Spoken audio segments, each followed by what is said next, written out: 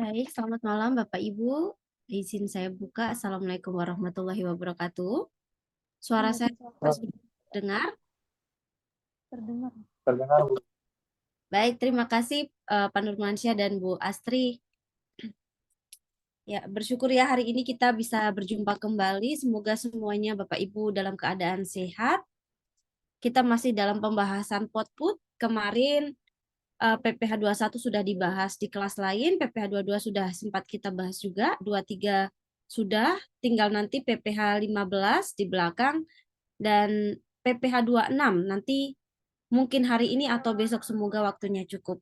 Hari ini kita akan melanjutkan ke PPH 4 ayat 2. Sejauh ini apakah ada yang ingin ditanyakan atau misalnya saya masih belum paham di bagian ini atau saya masih butuh informasi ini, nanti silakan langsung saja disampaikan melalui kolom chat ya Bapak Ibu ya.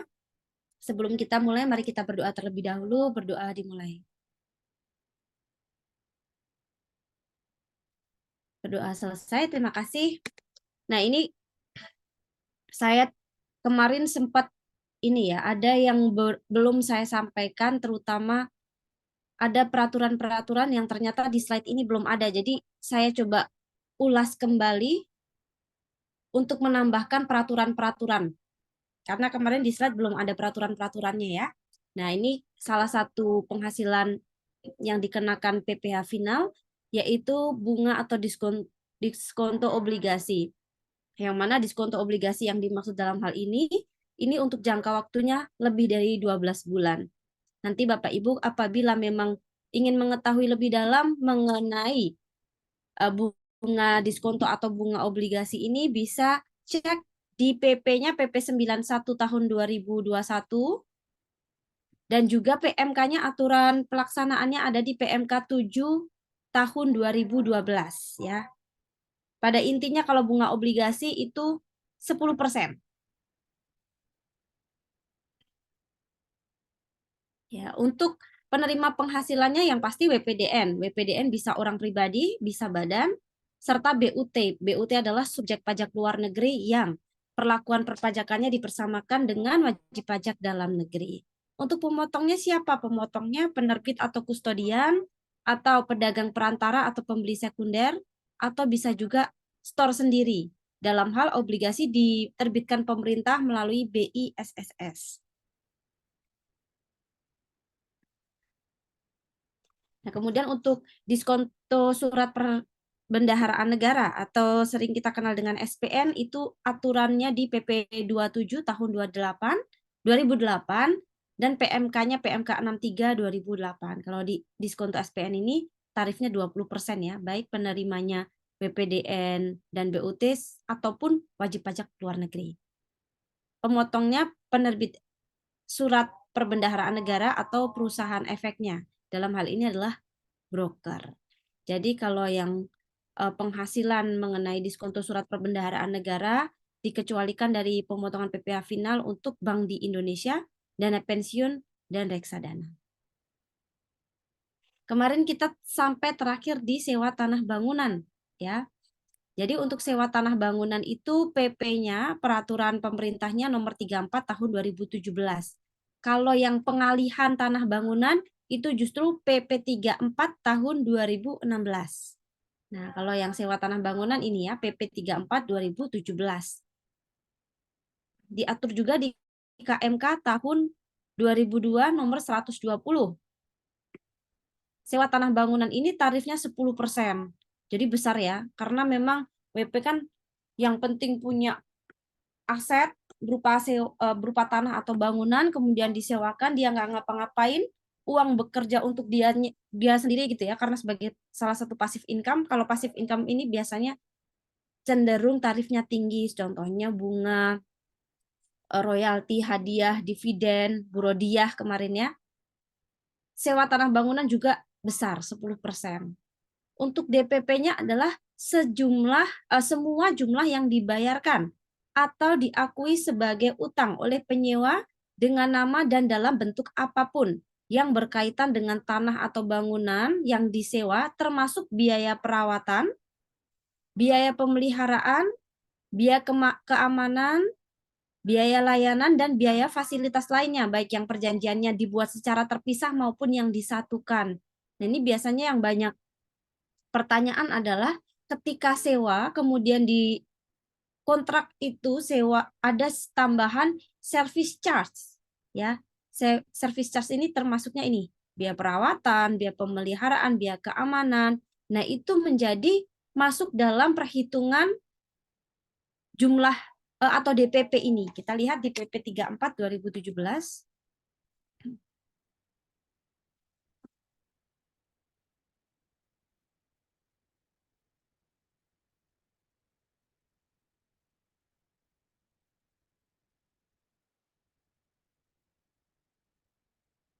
Nah, ini ya.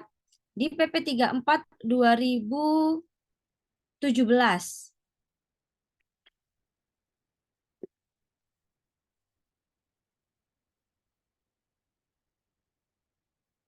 Nih, di PP-nya juga disebutkan definisi bangunan itu apa ya, gitu ya. Konstruksi teknik yang ditanam atau dilekatkan secara tetap pada tanah dan atau perairan. Kemudian penyewanya bisa orang pribadi maupun badan yang menyewa tanah bangunan itu. Kemudian di sini juga diatur mengenai bangunan guna serah, yaitu bentuk perjanjian kerjasama yang dilakukan antara pemegang hak atas tanah dan investor yang menyatakan bahwa pemegang hak atas tanah memberikan hak kepada investor untuk mendirikan bangunan selama masa perjanjian dan mengalihkan kepemilikan bangunan tersebut kepada pemegang hak atas tanah setelah investor mengoperasikan bangunan tersebut atau sebelum investor mengoperasikannya. Jadi kalau bangunan guna serah ini memang awalnya perjanjian kerjasama gitu ya. Kamu boleh menggunakan eh, bangunan ini ya. Awalnya seperti substansinya seperti sewa, tetapi pada akhirnya nanti si pemilik atau pemegang hak atas tanah bangunan itu akan mengalihkan kepemilikan bangunan itu kepada si investor gitu ya. Nah, investor ini siapa? Bisa orang pribadi maupun badan.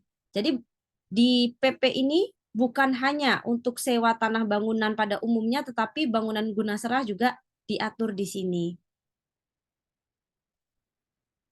Pemotong pajaknya badan, subjek pajak badan dalam negeri, tidak ada orang pribadi di sini, kecuali memang orang pribadi itu ditunjuk oleh DJP. Jadi harus ada surat penunjukan dari DJP. Untuk tarifnya berapa? Tarifnya 10%. Ya. DPP-nya adalah jumlah bruto. Jumlah bruto nilai persewaan tanah bangunan. Di sini ya. Semua jumlah uang yang dibayarkan atau yang diakui sebagai utang, bla bla bla bla bla, termasuk ini yang perlu kita highlight. Termasuk biaya perawatan, biaya pemeliharaan, biaya keamanan, biaya layanan, dan biaya-biaya lainnya. Nah, di penjelasannya sendiri disebutkan bahwa biaya layanan di situ termasuk service charge ini ya. Yang dimaksud biaya layanan adalah biaya yang biasa disebut dengan service charge. Yang dimaksud dengan yang dimaksud dengan perjanjian dibuat secara terpisah maupun yang disatukan. Jadi gini, misalnya ada pihak-pihak yang melakukan transaksi sewa tanah bangunan, kemudian di kontraknya terpisah nih antara biaya sewa dan biaya layanan. Nah, kita di pajak tidak melihat apakah biaya service charge dengan biaya sewanya itu terpisah atau disatukan. Intinya biaya sewa dan biaya layanan itu masuk dalam perhitungan jumlah bruto ya. Di PP-nya juga ada contohnya lengkap.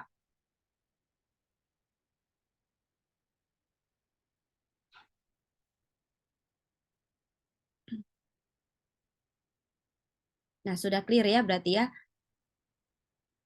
Siapa pemotongnya, kemudian mekanisme penyetorannya bagaimana, tarifnya berapa, DPP-nya apa, DPP-nya bagaimana perhitungannya itu diatur di PP 34 tahun 2017. Nah, ini saat penyetoran. Oh ya, kemarin sudah saya sampaikan juga bahwa pemotongannya terjadi, skema pemotongan terjadi ketika memang si penyewa adalah pemotong. Maka nanti si penyewa harus melakukan pemotongan, bikin bukti potong, diserahkan kepada pemilik tanah atau bangunan. Apabila si penyewa bukan pemotong, maka nanti si pemilik bangunan atau tanah dia harus setor sendiri. Saat penyetorannya yaitu saat pembayaran atau terutangnya sewa, tergantung peristiwa mana yang mana terjadi lebih dulu. Contohnya, pada tanggal 1 Januari 2022, PT Sejahtera membayar sewa gedung kepada Tuan Amir senilai 100 juta untuk masa sewa 2 tahun. Tuan Amir tidak memiliki NPWP. Nah, di sini berarti penyewanya adalah PT, yang mana PT adalah pemotong. Nah, Tuan Amir, pemilik rumahnya bisa orang pribadi, bisa badan. Ya, tidak melihat siapa pemilik rumahnya. Bisa orang pribadi, bisa badan. Yang perlu kita highlight adalah penyewanya apakah pemotong atau tidak. Nah, kemudian di sini ada keterangan Tuan Amir tidak memiliki NPWP. Kemarin sempat kita bahas bahwa kalau konsekuensi tidak punya NPWP itu tidak ngaruh untuk penghasilan yang dikenakan PPh final. Ya, tidak ada sanksinya, tidak ada konsekuensinya. Beda halnya kalau PPh 21, PPh 22, PPh 23 itu ada sanksinya ketika dia tidak punya NPWP. PPh 4 ayat 2 tidak ada sanksinya. Nah, maka dari soal ini jelas pemotong adalah PT Sejahtera. Untuk PPh yang dipotong 10% kali DPP. 100 juta dikali 10%. Jadi PPh yang dipotong PT Sejahtera 10 juta, nanti yang diterima oleh Tuan Amir uangnya bukan 100 juta tetapi 90 juta ya. Nah, nanti biasanya kalau sewa menyewa ini kan yang terjadi di lapangan si pemilik rumah kadang tidak mau ya menanggung pajaknya, pokoknya saya mau terima bersih 100 juta. Nah, itu nanti dikomunikasikan ya antara si pemilik dan penyewa. Siapa yang menanggung terserah, yang penting nanti si PT Sejahtera harus motong.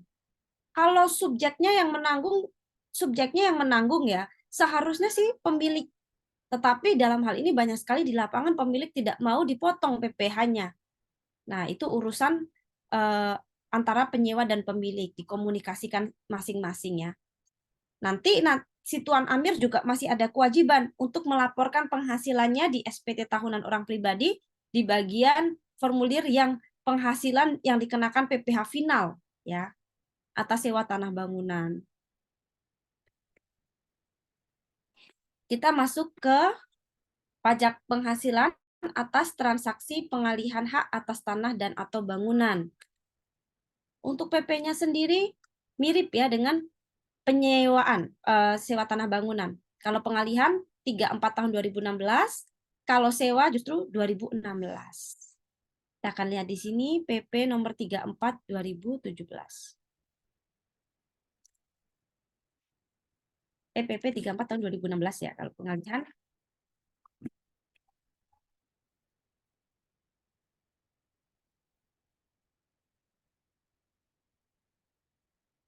Nah, PPh atas pengalihan atas penghasilan dari pengalihan hak atas tanah bangunan dan perjanjian pengikatan jual beli atas tanah dan atau bangunan beserta perubahannya. Jadi meskipun belum AJB atau baru PPJB atau perjanjian pengikatan jual beli, di situ sebenarnya sudah terutang PPh final 4 ayat 2 ya.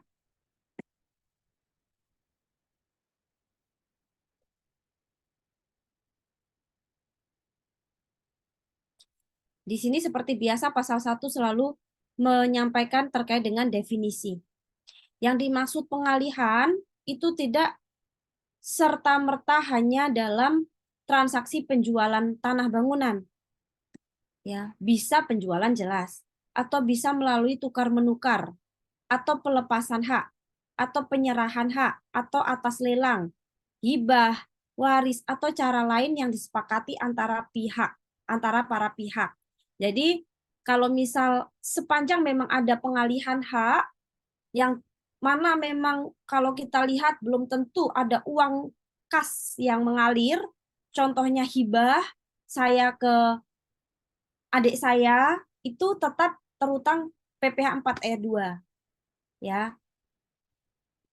Kalau misalnya hibah dari adik ke kakak atau kakak ke adik itu tetap terutang, kecuali kalau hibah dari anak ke orang tua atau sebaliknya orang tua ke anak. Itu pun akan bebas PPh 4 ayat 2 kalau ada SKB hibahnya ya. Karena kan satu derajat itu yang dikecualikan. Nah, ini di pasal 2-nya menyebutkan tarif-tarifnya ya. Besarnya PH dari pengalihan hak atas tanah bangunan sebagaimana dimaksud dalam pasal 1 ayat 1 huruf A adalah sebesar 2,5%, 1%, 0%. Nanti tinggal dilihat transaksinya seperti apa. Yang pasti PPh 4 ayat 2 ini harus dipenuhi karena sebagai salah satu syarat atau dokumen ya untuk notaris itu bikin AJB ya atau PPJB. Dari PPJB kan pasti ke AJB. Nah, yang mana AJB itu nanti digunakan untuk pembuatan sertifikat tanahnya, tanah atau bangunannya. Nanti kita akan lihat validasi PPh. Kenapa sih harus ada? Kenapa sih kita harus bayar pajaknya gitu ya. Sebelum lari ke situ kita coba bedah satu-satu untuk tarif mengenai pengalihan tanah bangunan. Yang pertama tarif 2,5% dari jumlah bruto nilai pengalihan hak atas tanah dan atau bangunan selain pengalihan hak atas tanah bangunan berupa rumah sederhana atau rumah susun sederhana yang dilakukan oleh WP yang usaha pokoknya melakukan pengalihan hak tanah bangunan. Jadi ini kan selain ya, karena selain rumah susun sederhana ini diatur sendiri sehingga 2,5% itu untuk yang selain rumah sederhana atau rumah susun sederhana. Nah, 2,5% dari jumlah bruto nilai pengalihan hak atas tanah bangunan. Kalau di kondisi lapangan memang ada pernah terjadi ya, waktu itu saya pernah ditanya WP. Jadi kan saya pernah sampaikan juga untuk transaksi misalnya ada pemilik jual apartemen waktu itu. Apartemen ke pembeli. Nah, pemilik itu kan dia harus menanggung 2,5% dikali jumlah bruto atau harga jualnya atau nilai transaksinya, gampangnya, nilai transaksi. Nilai transaksi. Sementara pembeli harus menanggung mengenai BPHTB-nya, yang mana ini adalah kewenangan dari Dispenda Dinas Pendapatan Daerah. Biasanya katakanlah 5% ya, dikali NJOP. Nah, waktu itu antara pengkali ya, DPP antara PPh final dengan BPHTB bisa jadi berbeda. Karena kalau di PPh 4 ayat 2-nya sesuai dengan peraturannya sendiri, itu untuk DPP-nya adalah nilai transaksi, jumlah brutonya. Kalau di BPHTB-nya biasanya NJOP. Nah, waktu itu kondisinya si bapak ini menjual apartemennya memang di bawah. Jadi memang rugi lah istilahnya si bapak ini rugi karena waktu itu COVID, jadi dia jualnya murah. Katakanlah transaksinya 500 juta gitu ya. Nah, sementara NJOP-nya waktu itu katakanlah 600 juta. Nah, tapi notaris bilang, wah ini nilai transaksinya harus sama nih segini. Sementara si pemilik apartemennya nggak mau nanggung. Ah masa sih kok dari 600 juta pengkalinya. Terus kemarin coba ke konfirmasi ke saya, coba saya cari aturannya, saya konfirmasi ke teman-teman saya juga. Yang benar sebenarnya untuk pemilik ya dari nilai transaksi, tidak harus mengacu ke NJOP. Karena di aturannya sendiri dibilang itu adalah jumlah bruto dari pengalihan hak tanah bangunan, yaitu harga transaksinya. Jadi tidak selalu DPP-nya itu sama seperti NJOP, gitu ya. Ini kondisi yang terjadi di lapangan seperti itu. Nah, itu untuk pengalihan tanah bangunan umumnya 2,5%. Hanya saja ada loh yang dikenakan 1% dari jumlah bruto nilai pengalihan hak tanah bangunan berupa rumah sederhana atau rumah susun sederhana yang dilakukan oleh WP yang memang usaha pokoknya melakukan pengalihan hak tanah bangunan. Jadi untuk 1% ini khusus untuk yang rumah sederhana dan rumah susun sederhana. Tapi pemilik bangunannya itu memang statusnya adalah masih WP yang usaha pokoknya jual beli rumah sederhana atau rumah susun itu. Misalnya kalau misal saya punya rumah susun, kemudian atau rumah susun sederhana saya jual ke orang lain itu bukan 1% karena saya kan bukan wajib pajak yang punya usaha pengalihan tanah bangunan. Saya hanya orang-orang biasa gitu ya. Kalau saya orang-orang biasa, kemudian saya jual rumah sederhana itu tetap nanti 2,5% gitu. Kemudian ada satu tarif lagi nih 0%. Nah, kalau ada tarif 0% itu bukan berarti tidak terutang PPh, tidak terutang pajak, bukan seperti itu. 0% itu artinya tetap terutang, hanya saja tetap tarifnya 0%, yang mana tetap harus dibuatkan bukti potong. Ya. Nah, 0% ini tetap terutang, hanya saja tarifnya 0% dan tetap harus dibuatkan bukti potong. Contoh transaksinya ketika ada pengalihan hak tanah bangunan kepada pemerintah, badan usaha milik negara atau BUMN yang mendapat penugasan khusus dari pemerintah atau BUMD yang mendapatkan penugasan khusus dari kepala daerah sebagaimana dimaksud dalam undang-undang yang mengatur mengenai pengadaan tanah bagi pembangunan untuk kepentingan umum. Jadi highlight-nya di sini adalah ketika ada pengalihan tanah bangunan ke pemerintah atau ke BUMN atau ke BUMD yang mana ditujukan atas pengalihan ini ditujukan untuk kepentingan umum, maka tarifnya adalah 0%. Nah, biasanya eh, kondisinya itu untuk ini ya, pembebasan lahan untuk jalan nasional misalnya. Jadi si orang ini terkena dampak proyek kalau kita biasa nyebutnya ganti untung ya. Misalnya ini tanah ini mau dibuat jalan tol untuk kepentingan umum. Nah, maka di situ dia kan ini ya, mau nggak mau kalau memang pemerintah ini kamu saya mau beli tanah kamu mau buat jalan tol. Oh ya sudah. Jadi dia untung ya tanahnya dibeli pemerintah atas pengalihan itu dia juga terutang PPh 4R2-nya hanya 0% ya. Contoh gampangnya itu ya kalau yang 0% ini. Pembangunan jalan tol misalnya. Kita kena dampak proyek pembangunan jalan tol, ya sudah. Itu kan ada pengalihan ya dari pemilik ke instansi pemerintah atau negara atau bahkan BUMN.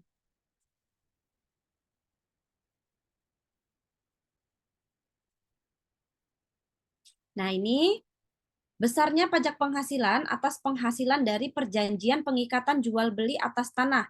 Jadi belum AJB, maka tarifnya sama, tetap 10%, tarif sebagaimana dimaksud pada ayat 1. Ayat 1 ini 2,5%, 10% sewa ya. 2,5% dikali jumlah bruto. Jumlah bruto itu apa? Ini definisinya. Jumlah bruto adalah nilai yang sesungguhnya diterima atau diperoleh dalam hal pengalihan atau tanah bangunan dilakukan melalui pengalihan yang tidak dipengaruhi hubungan istimewa. Nah, hubungan istimewa itu apa? Hubungan istimewa ini diatur di Undang-Undang PPh ya. Misalnya, dia ada penyertaan modal lebih dari 25% atau hubungan sedarah. Ini ya, hubungan istimewa ada di pasal. Coba.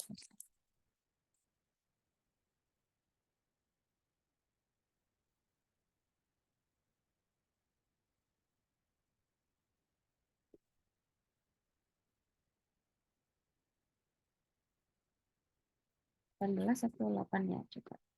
Oh, ini ya pasal 18 ya.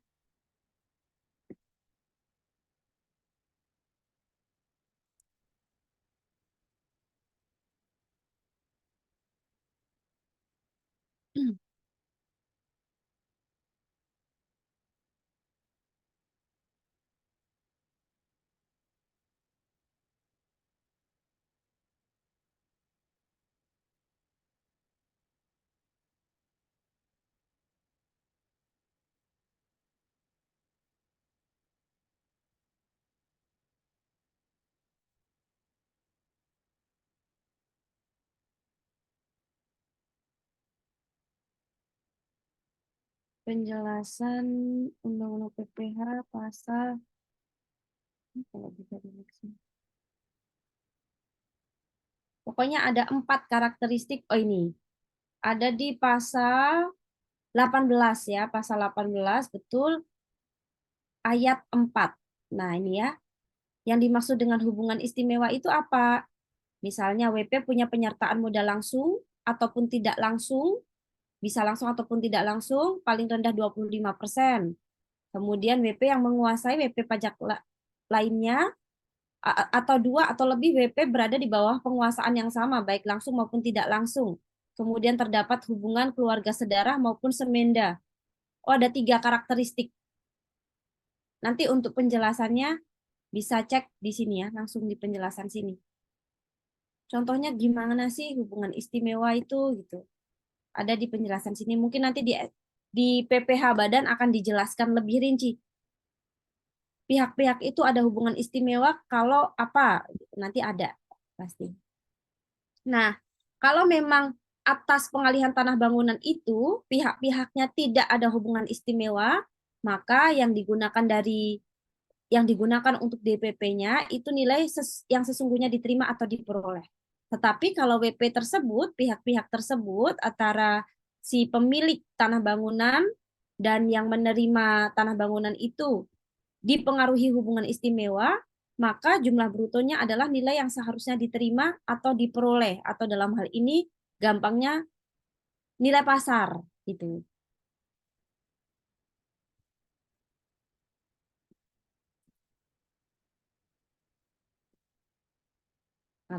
Ada lagi ya, cukup ya itu ya. Nanti untuk lengkapnya bisa cek di PP 34 tahun 2016. Ini pengalihan tanah bangunan kalau kepada BUMN instansi pemerintah 0%. Ya, kemudian perjanjian pengikatan jual beli tanah bangunan 1%. Kalau misalnya yang pemilik bangunan itu adalah memang WP developer. Gampangnya nyebutnya developer ya, pemilik atas bangunan itu. Untuk pengalihan rumah sederhana atau rumah susun sederhana. Kalau selain yang di 2 ini berarti 2,5%.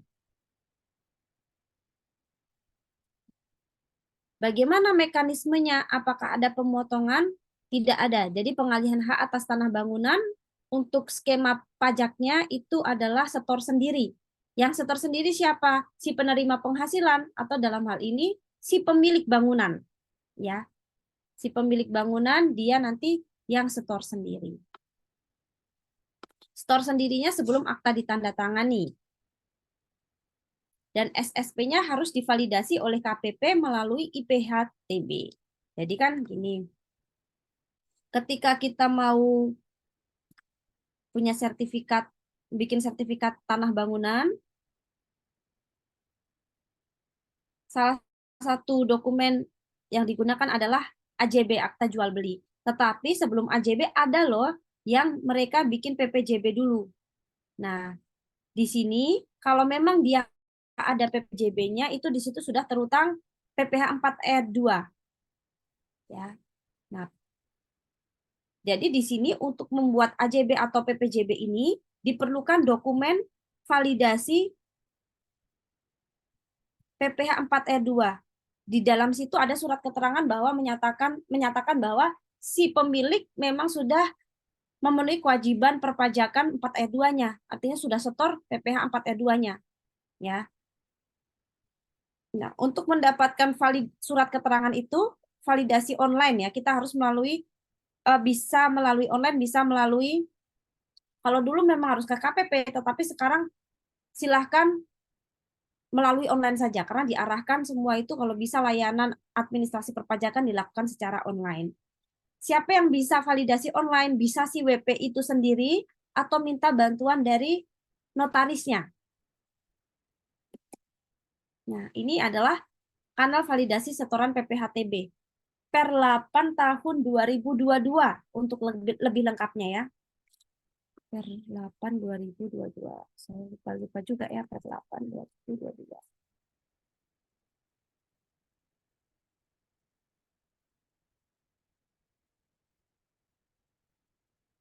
Nah, ini nanti bisa dicek tata cara penelitian bukti pemenuhan kewajiban penyetoran PPh atas penghasilan dari pengalihan tanah bangunan. Jadi kalau yang jual beli rumah penting banget tahu mekanismenya bagaimana, terutama notaris-notaris ya. Biasanya kalau si pemilik tanah bangunan nggak mau tahu, yang penting terima jadi aja. Nah, terutama notaris-notaris harus paham mengenai ini. Untuk kanal validasinya bisa secara mandiri. Jadi di DJP online ada menu IPHTB dengan usernya, akunnya WP itu sendiri, WP si pemilik tanah bangunan, atau si notaris PPAT-nya juga bisa membantu untuk validasi. Atau mau langsung ke KPP-nya juga bisa ya, tidak harus online. Oke. Sembari saya minum, silakan kira-kira jawabannya berapa Bapak Ibu?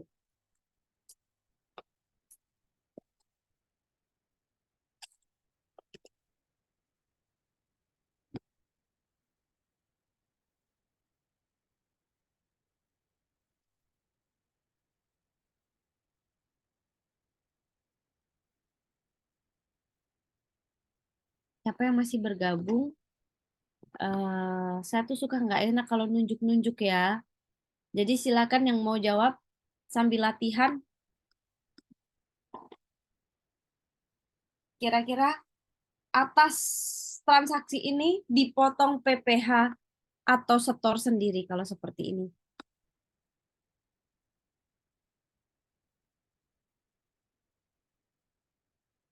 Oke. Ini sebenarnya pertanyaannya kurang tepat ya, karena kalau dalam pengalihan tanah bangunan itu dia tidak dipotong. Mekanismenya bukan pemotongan tetapi setor sendiri. Langsung saja ya, nggak ada yang menjawab ya soalnya ya. Entah malu-malu atau memang dap, belum dapat ininya, poinnya. Kalau memang masih masih ngawang-ngawang, masih belum begitu greget gitu materi ini, boleh disampaikan ya. Nanti saya bisa coba ulang. Nah, di sini pada tanggal 1 Februari PT Sejahtera membeli tanah kepada PT Bangun Karya. Jadi pemiliknya di sini adalah PT Bangun Karya. Senilai 1 miliar. PT Bangun Karya sudah dikukuhkan menjadi PKP sejak tahun 2020. Berapakah pajak yang dipotong oleh PT Sejahtera? Nah, ini saya ralat dulu ya soalnya ya.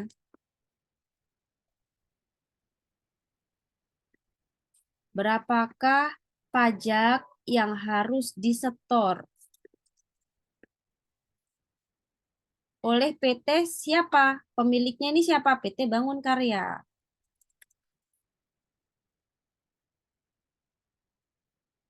Nilai kontraknya 1M, tarifnya 2,5%, jadinya 25 juta. Jadi besar PPh yang disetor oleh PT Bangun Karya sebesar 25 juta. Nominal yang diterima oleh PT Bangun Karya, nominal yang diterima oleh PT Bangun Karya 1 miliar. Hanya saja nanti dia setor sendiri ya. PPh yang di-setor sendiri.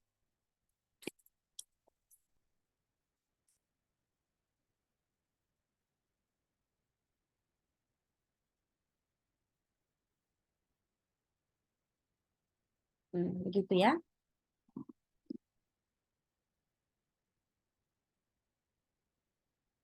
Lanjut. Ada pertanyaan sampai sini Bapak Ibu?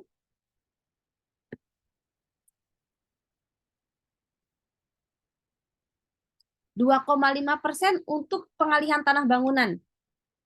Jadi kalau sewa tanah bangunan 10%, kalau pengalihan tanah bangunan itu 2,5%.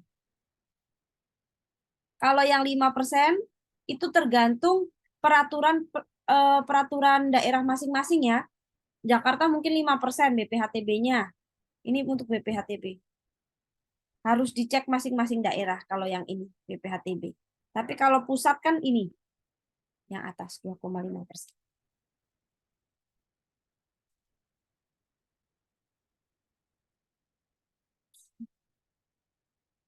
Nah, ini aplikasi PHTB khusus untuk notaris atau PPAT. Di sini mungkin Bapak Ibu ada yang notaris PPAT?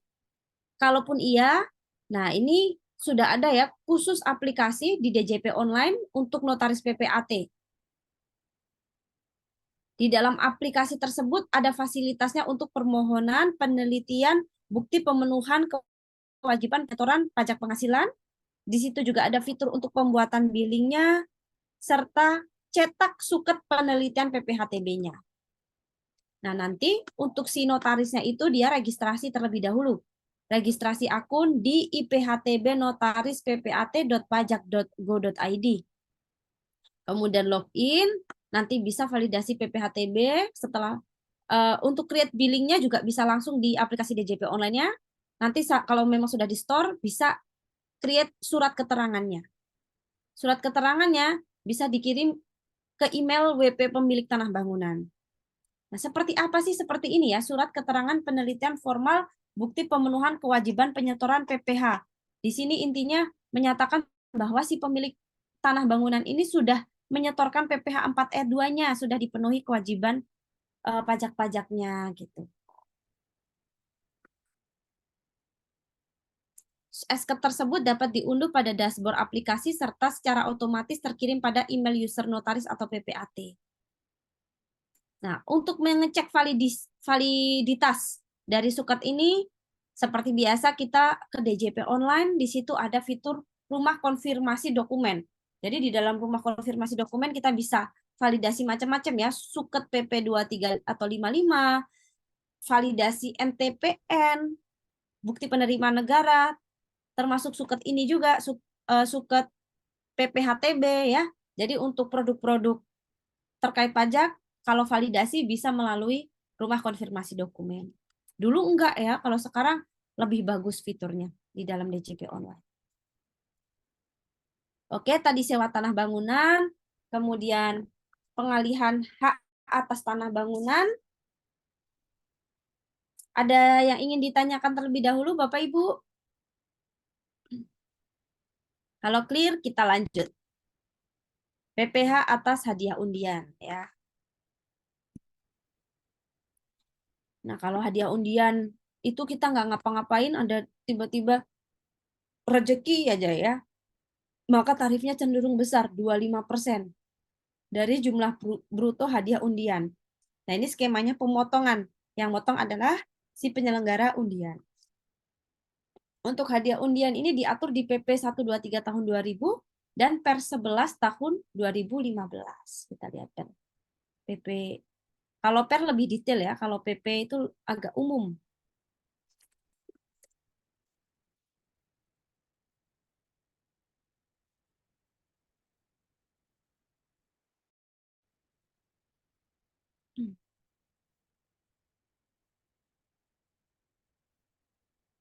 Nah, sebenarnya untuk hadiah dan penghargaan diaturnya juga di Per 11 2015.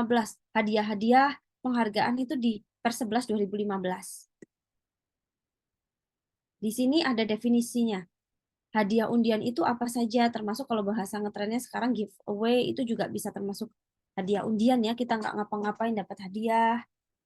Tapi kalau kemarin tuh yang lucu itu ada ya, eh kalau kita beli di Shopee terus lagi flash sale, ada orang yang dapat harga mobil cuma Rp1. Nah, itu hadiah undian atau bukan? Kalau itu bukan, kalau dia kan beli ya. Beli tapi memang harganya Rp1. Beli mobil harganya Rp1, bukan hadiah undian. Nah, itu beda ya. Kemudian di sini juga ada hadiah dan penghargaan perlombaan. Hadiah atau penghargaan yang diberikan melalui suatu perlombaan atau adu ketangkasan. Jadi, kalau yang dimaksud di sini intinya si WP ada usaha, ada effort untuk mendapatkan hadiah tersebut. Ada hadiah sehubungan dengan kegiatan, Dan penghargaan adalah imbalan yang diberikan sehubungan dengan prestasi dalam kegiatan tertentu, misalnya mendapatkan penghargaan karena berhasil menjual sekian barang. Nah, itu termasuk penghargaan. Hadiah undian 25% dari jumlah penghasilan bruto, baik badan maupun orang orang pribadi yang menerima hadiah itu dipotongnya PPh final 25%. Kalau hadiah penghargaan perlombaan, kita harus balik lagi apakah yang menerima badan atau orang pribadi.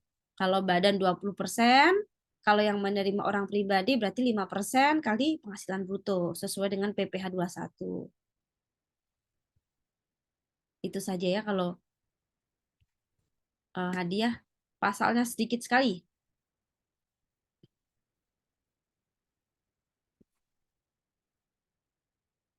Nah, contoh ini pada tanggal 1 Maret PT Roti Gembong memberikan hadiah berupa motor Scoopy kepada Ibu Siska sebagai pemenang atas undian pembelian roti. Motor seharga 20 juta atas pajaknya ditanggung oleh pemenang Ibu Siska. Ya, Ibu Siska tidak punya NPWP. Kalau 4 ayat 2 tidak punya NPWP tidak masalah, tidak ada konsekuensi sanksinya. Nah, berapa pajak yang dipotong oleh PT Roti Gembong? Gampang, tinggal 25% kali 20 juta. Ya, nanti PT Gembong membuat bukti potong, nanti si Ibu Siskanya silahkan melaporkan di SPT tahunan. Kemudian ini hadiah undian, PT Indah Prama menyelenggarakan pengundian kupon-kupon yang telah dikirimkan oleh pelanggannya dengan hadiah 100 juta. Nah, meskipun ya si pelanggannya ini ngumpulin kupon-kupon atau ngumpulin bungkus mie Indomie gitu.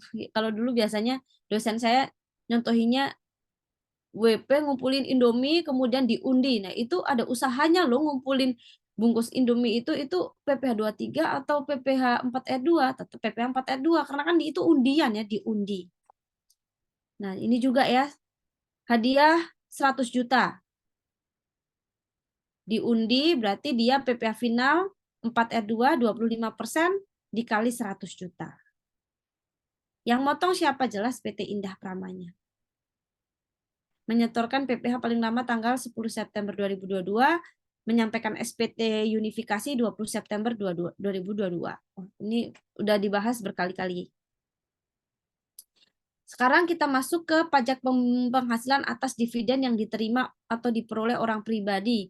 Ini kemarin di PPh 23 juga sudah disampaikan mengenai dividen yang diterima oleh orang pribadi. Dulu defaultnya, sebenarnya bukan dulu juga, sekarang pun juga defaultnya PPh atas dividen ini 10%, hanya yang berubah skema pemotongannya.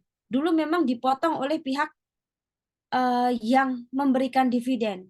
Kalau sekarang skemanya kita setor sendiri, kecuali kalau memang kita menginvestasikan dalam waktu 3 tahun dan menyampaikan laporan realisasi. Di mana sih aturannya PMK 18/2021 ya? Lebih jelas di PMK 18/2021. PMK 18/2021. Coba kita lihat pasal 36. 36-nya coba ya. Di situ mengenai instrumen investasi ya. Oh, ya ini investasi-investasinya. Nah, ini adalah instrumen investasi. Jadi WP tidak investasinya nggak boleh sembarangan ya. Ini saya mau investasikan ke mantan saya. Wah, nggak bisa jelas. Yang pasti instrumen investasinya harus yang disebutkan di dalam PMK 18 tahun 2021. Aturannya di sini ya. Pasal 34. Nah, ini saling berhubungan. Kriteria, tata cara, dan jangka waktu tertentu untuk investasi. Nah, Bapak Ibu nanti bisa melihat di sini instrumen apa yang bisa untuk investasi dividen kita. Saya cek di sini pasal 34, pasal 36 ini, ketentuan kapan sih paling lambat kita harus menginvestasikan dividen itu? Paling singkat selama 3 tahun ya. Nah itu tadi. Dividen orang pribadi bisa menjadi non-objek kalau diinvestasikan atau reinvest dalam waktu 3 tahun dan menyampaikan laporan realisasi.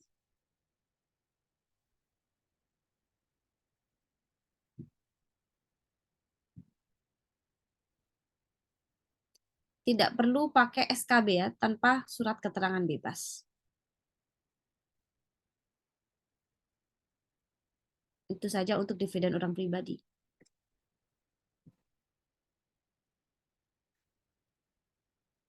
Nah, kemarin sudah dijelaskan kalau WP Badan Dalam Negeri, kalau menerima dividen itu tanpa syarat. Sepanjang memang untuk pembagian dividen melalui RUPS, berdasarkan RUPS. Oke, kita langsung contoh ke sini. Pada tanggal 1 Desember 2021, PT Sejahtera membagikan dividen kepada para pemegang saham dengan nilai total 100 juta. Adapun nama-nama yang akan mendapatkan dividen, PT Rekayasa 35%, Ibu Mary 20%, dan Tuan Tony 45%. Berapakah pajak atas dividen yang diterima? Nah, nominal yang diterima oleh para pemegang saham berarti 35% kali 100 juta. Ya, persentase kepemilikan dikalikan dengan dividen totalnya. Oh, PT Rekayasa dapat 35 juta, Ibu Mary 20 juta, Tuan Tony 45 juta. PP atas dividen jelas kalau PT Rekayasa karena WP badan tanpa syarat, maka non-objek. Kalau Ibu Mary nanti setor sendiri 10% kali 20 juta, yaitu 2 juta. Kalau misalnya Bu Mary tidak mau setor pajaknya, silakan diinvestasikan ya 20 juta tersebut. Begitu juga Pak Tony. Pak Tony kalau misalnya tidak mau mereinvest dividen tersebut, Pak Tony harus setor sendiri 10%. Setor sendirinya bagaimana ya? Nanti bikin billing di akun DJP online, kemudian nanti dilaporkan di SPT tahunannya di kolom formulir bagian penghasilan yang dikenakan PPh final. Berikutnya pajak penghasilan atas bunga deposito atau tabungan, diskonto SBI dan jasa giro. Ya. Nah, bunga dari deposito dan tabungan serta diskonto sertifikat Bank Indonesia sepanjang jumlah deposito dan tabungan serta sertifikat Bank Indonesia tidak melebihi 7,5 dan bukan merupakan jumlah yang dipecah-pecah. Nah, ini kan untuk bunga deposito atau tabungan defaultnya adalah kena PPh 4R2. Hanya saja ada pengecualiannya. Kalau nilai depositonya, jumlah depositonya ya, bukan bunga depositonya, tapi nilai depositonya di bawah 7,5 juta itu tidak dikenakan. Jadi 7,5 juta itu bukan bunganya, tetapi nilai jumlah depositonya itu di bawah 7,5 juta, maka itu tidak dikenakan PPh 4R2. Nah, sekarang kan memang deposito itu nilainya bisa ya, kita di bank-bank digital nilainya kecil-kecil bisa ya. Bahkan jangka waktunya cuma seminggu, bisa 1 bulan, bisa nggak harus 1 tahun. Nah, kalau memang untuk jumlah apanya ya, tabungan depositonya di bawah 7,5 itu maka dia tidak dipotong PPh 4R2 ketika menerima bunga deposito. Karena banyak ya yang mengartikan bahwa 7,5 juta itu adalah bunga depositonya. Sementara kalau di aturannya 7,5 juta itu adalah nilai tabungan depositonya. Kemudian yang dikecualikan dari pengenaan PPh 4R2, bunga dan diskonto yang diterima atau diperoleh bank yang didirikan di Indonesia atau cabang bank luar negeri Indonesia. Jadi kalau bunga dan diskonto yang diterima bank itu juga dikecualikan dari PPh 4R2. Kemudian pokoknya kalau yang berhubungan dengan bank-bank Indonesia ini itu yang dikecualikan. Bunga tabungan pada bank yang dituju pemerintah dalam rangka pemilikan rumah sederhana dan sangat sederhana, kafling siap bangun untuk rumah sederhana dan sangat sederhana, dan lain-lain sebagainya. Nah, ini memang kalau pengecualian pajak ini seperti fungsi pajak, fungsi reguleran, di mana kalau dia berkaitan dengan kepentingan umum atau pemerintah ingin memudahkan WP dan lain sebagainya, maka biasanya dikecualikan. Seperti selaras dengan fungsi pajak, yaitu fungsi reguleran. Untuk tarifnya sendiri ada bermacam-macam ya, tergantung dari deposito itu sendiri. Aturannya di mana lengkapnya? Ada di PMK 212 tahun 2018. PP-nya PP 123 tahun 2015. Oh, angka cantik ya, PP 123. Ini nggak perlu dihafal. Tapi umumnya tarif eh, bunga deposito itu 10%. Nah, sama bunga dari tabungan dan diskonto SBI ini 20%. Kalau yang menerima badan atau BUT. Kalau nggak 10%, 20%. Itu yang biasanya sering keluar ya. Umumnya.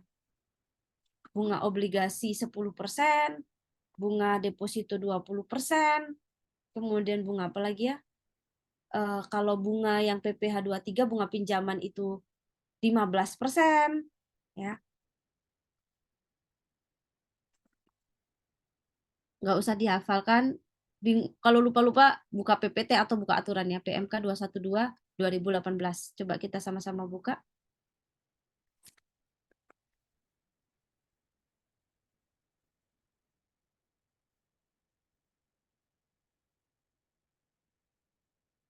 Nih, PMK 212 2018, pemotongan pajak penghasilan atas bunga deposito dan tabungan serta diskonto sertifikat Bank Indonesia.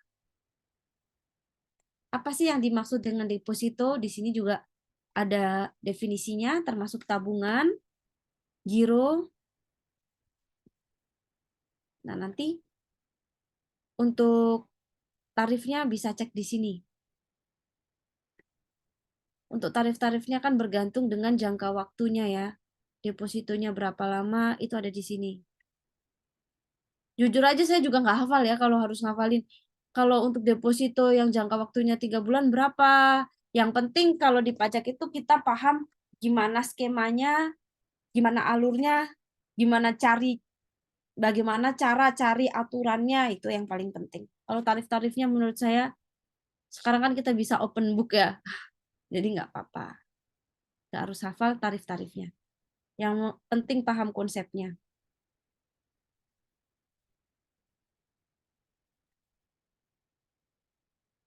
Oke. Aditya menyimpan uang di Bank ABC dalam bentuk deposito sebesar 100 juta. Oke, kalau nilai depositonya 100 juta berarti itu tidak dikecualikan. Yang dikecualikan kalau nilainya depositonya itu 7,5 juta. Dengan tingkat bunga 12% per tahun. Atas deposito tersebut, Aditya menerima bunga setiap bulan sebesar 1 juta.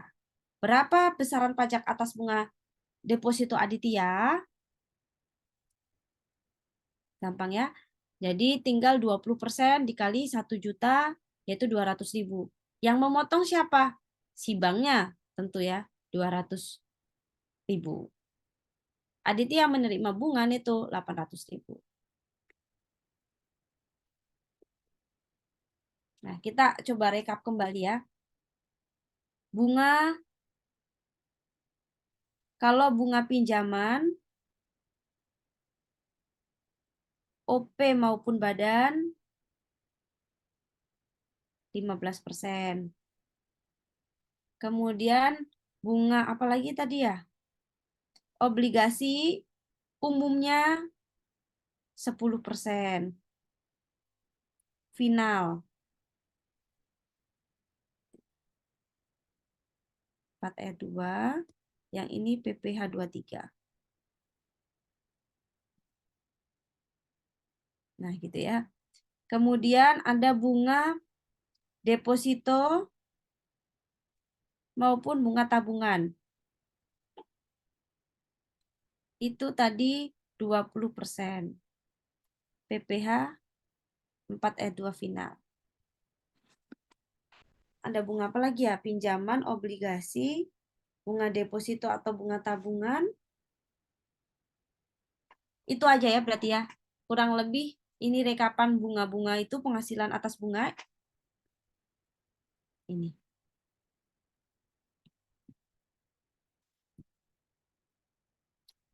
Sudah ya, clear ya. Semoga clear. Mekanismenya pemotongan semua ya. Kalau ini ya, tidak ada setor sendiri. Skemanya pemotongan semua, tidak ada setor sendiri.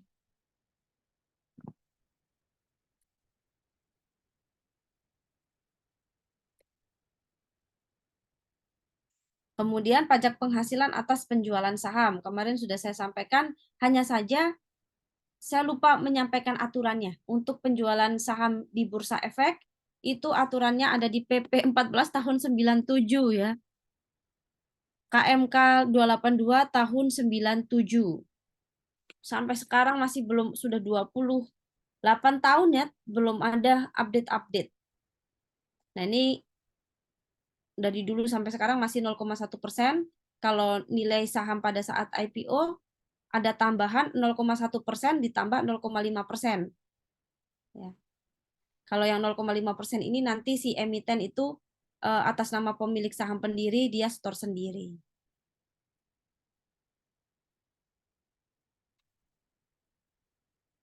Clear, Bapak Ibu ya? Nah, contoh. Silahkan kira-kira ini boleh difoto dulu. Coba boleh dibantu dijawab untuk soal berikutnya.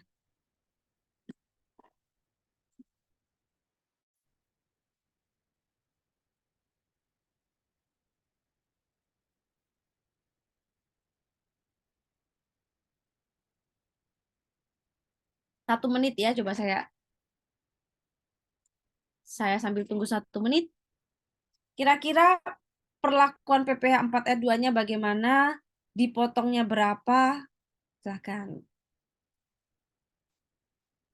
Tapi kalau udah kerja gitu tuh kayaknya sudah aras-arasen ya kayaknya ya. Yaudah ya, saya bantu jawab aja ya. Nah, di sini Tuan Budi non pendiri menjual 5.000 lembar saham yang dimilikinya yang dibeli dari PT Telkom dengan harga 10.000 per lembar di Bursa Efek Indonesia. Bagaimana perlakuan PPh 4R2 untuk penghasilan tersebut? Sudah nanti di di trade confirmation-nya akan ada sales tax-nya 0,1% dikali dengan nilai penjualan saham itu.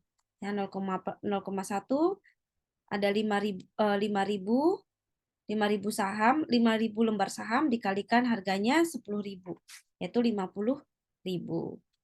Nanti bagaimana nih bayar pajaknya? Tenang saja, nanti Bursa Efek yang akan membantu untuk melakukan pemotongan. Cukup nanti Tuan Budi yang melaporkan di SPT tahunan. Kalau yang atas penyetoran ini, pemotongan ini nanti yang melaporkan, menyetorkan PPh-nya si Bursa Efek.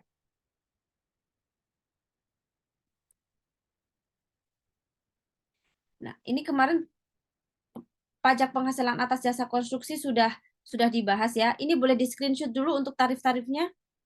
Coba kita latihan soal ya, supaya kalau latihan soal itu lebih cepat nangkepnya, pahamnya.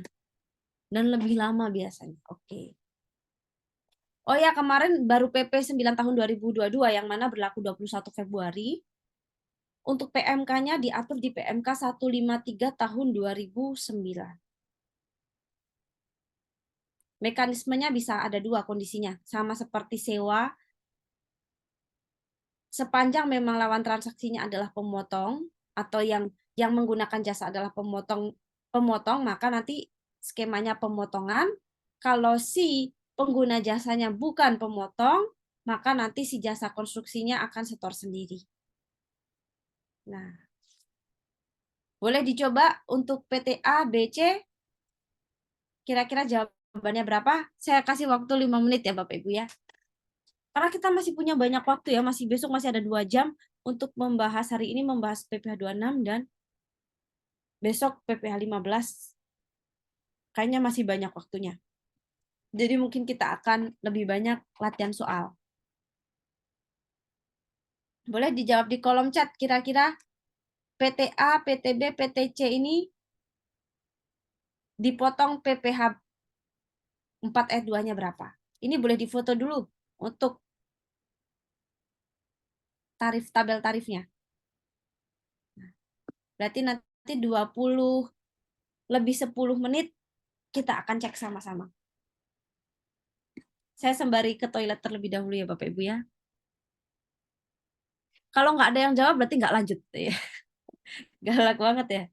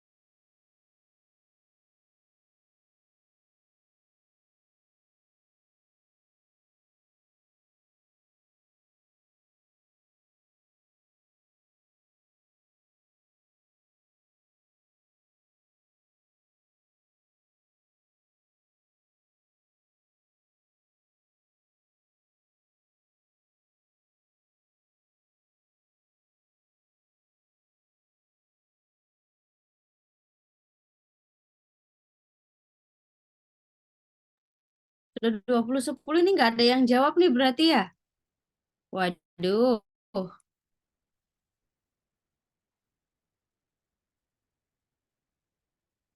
Atau mau penunjukan? Penunjukan.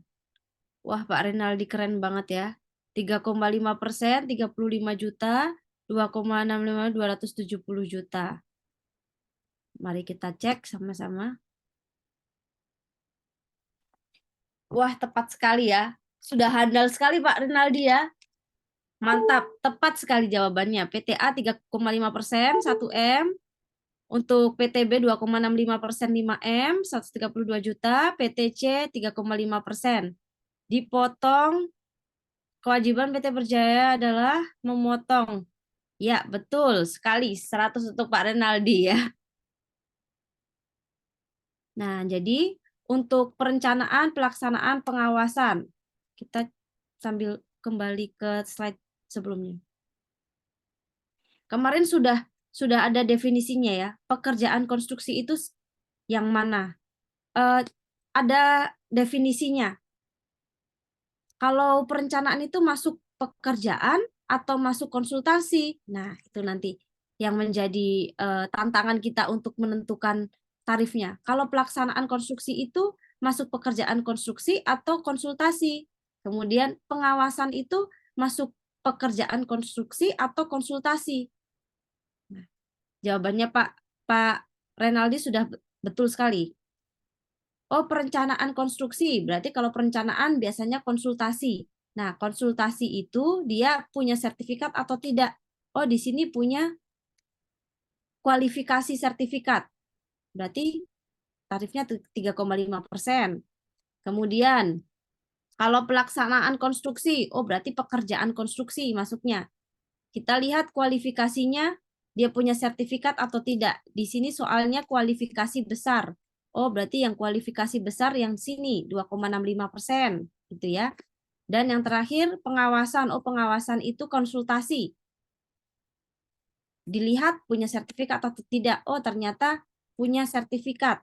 Berarti kalau punya sertifikat 3,5%. Nah, nanti silakan kalau masih bingung menentukan bisa melihat definisinya di PP 9 tahun 2022-nya. Kemudian ada juga bunga simpanan koperasi kepada anggota pribadi yang dikenakan PPh. Oh iya, tadi berarti bunga ada 4 ya. Ada bunga pinjaman, kemudian bunga deposito atau bunga tabungan, kemudian bunga obligasi, dan bunga simpanan koperasi.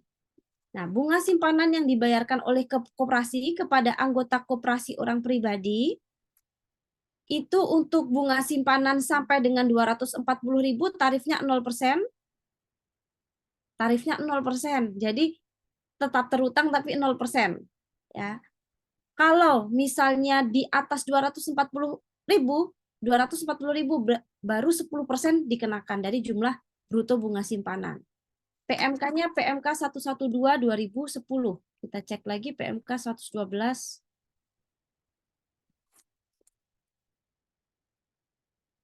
2010. Ya, spesifik tata cara pemotongan penyetoran pelaporan PPh atas bunga simpanan yang dibayarkan oleh koperasi kepada anggota koperasi. Untuk tarifnya ini, jadi kalau masih di bawah 240.000, threshold-nya 240.000. Bunga simpanan lebih dari 240.000. Berarti kalau 240.000 itu masih belum kena. Ya, kalau 240.000 Rp1 baru kena 10% dari bahasa atau terminologi bahasa diksi undang-undangnya ya. Yang memotong siapa? Ya sih koperasinya.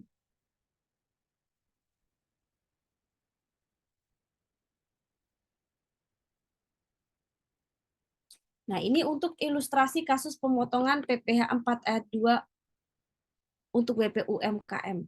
Misalnya, PT Aneka Karya 2022 bulan Desember membayar sebesar 100 juta atas tagihan jasa outsourcing kepada PT Delta Abadi yang memberikan suket UMKM kepada PT Aneka Karya.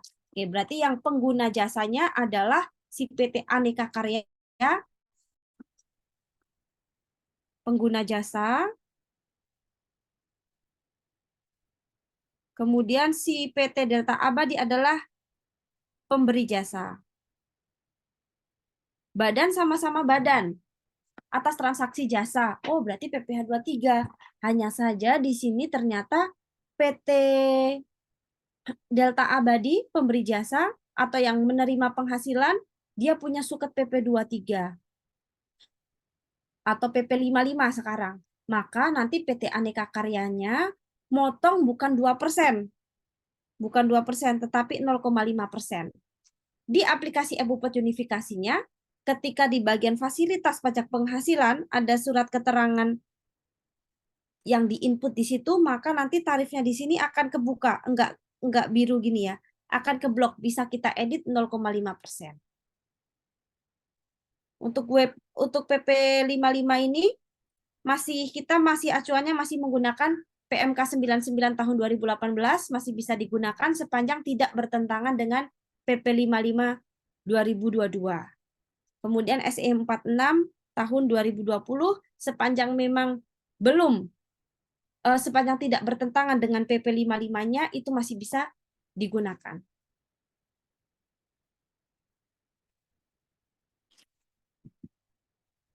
Ini untuk saat dibayarkan penghasilan, disediakan dibayarkan penghasilan, jatuh tempo pembayaran penghasilan ini saat terutangnya ya, tergantung peristiwa mana yang terjadi lebih dulu. Untuk PPh 4 ayat 2 sama juga untuk batas waktu penyetorannya tanggal 10 bulan berikutnya, pelaporannya sama seperti SPT unifikasi, yaitu tanggal 20 bulan berikutnya unifikasi. Oke, kita akan masuk ke PPh 26.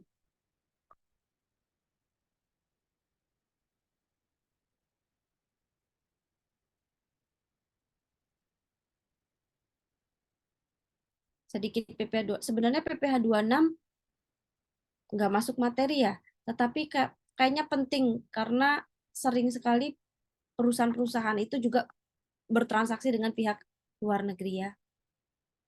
Kalau kita baca di undang-undangnya sendiri, PPh 26 ini apa sebenarnya? Kita sama-sama baca.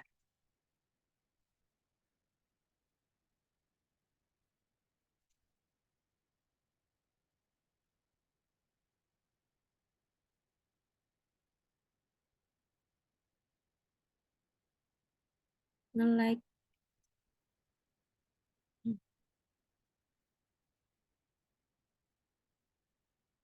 Kalau PPh 24 itu mengenai kredit pajak luar negeri ya. Tapi kalau yang penghasilan yang diterima oleh WPLN itu PPh 26.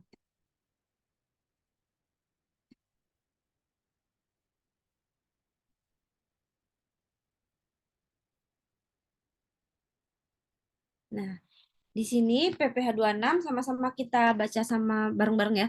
Atas penghasilan tersebut di bawah ini dengan nama dan dalam bentuk apapun yang dibayarkan, disediakan untuk dibayarkan atau telah jatuh tempo pembayarannya oleh pemerintah. Nah, ini pemotong-pemotongnya. Nah, instansi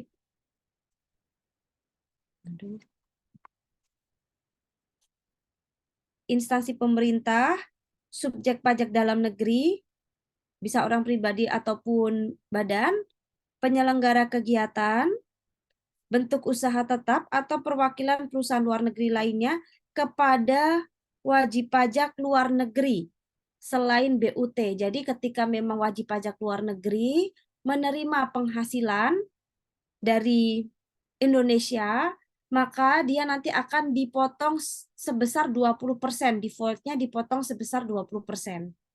Nah, ini WPLN di sini selain BUT ya, karena BUT itu adalah memang WPLN tetapi untuk perlakuan perpajakannya dipersamakan dengan wajib pajak dalam negeri.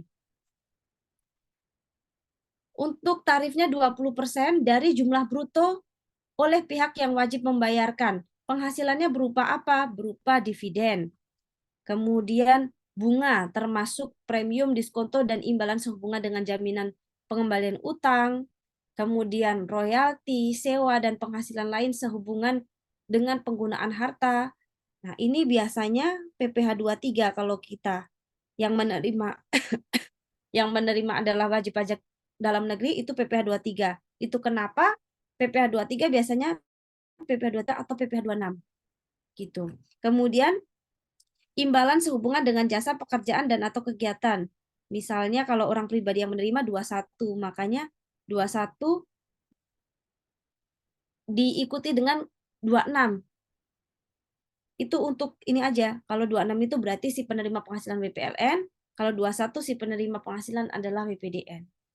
Hadiah dan penghargaan 23, 26 gitu kan biasanya. Pensiun dan pembayaran berkala lainnya PPh 21, 26. Premi suap dan transaksi lindung nilai lainnya dan atau keuntungan karena pembebasan utang. Kita akan breakdown satu-satu nanti ya untuk penghasilan-penghasilan ini.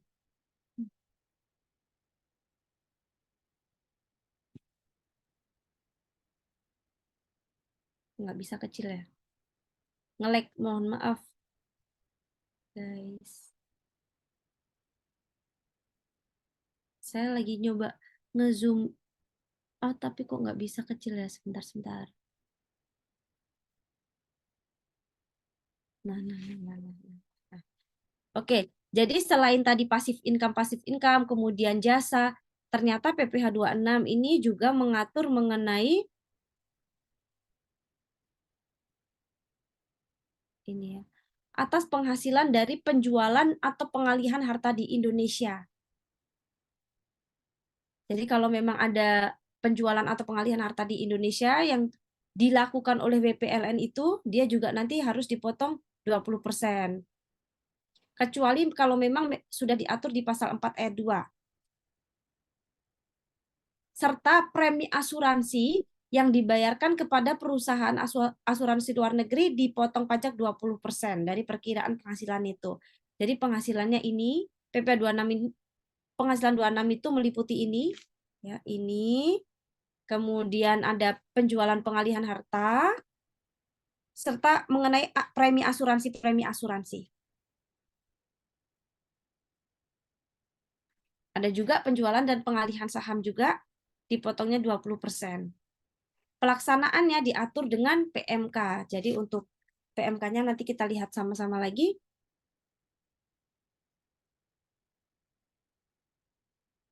Pemotongan pajak ini bersifat final. Oh, ini nggak usah. Oke. Kurang lebih untuk di undang-undangnya seperti ini. Kita akan lihat satu-satu di slide ya.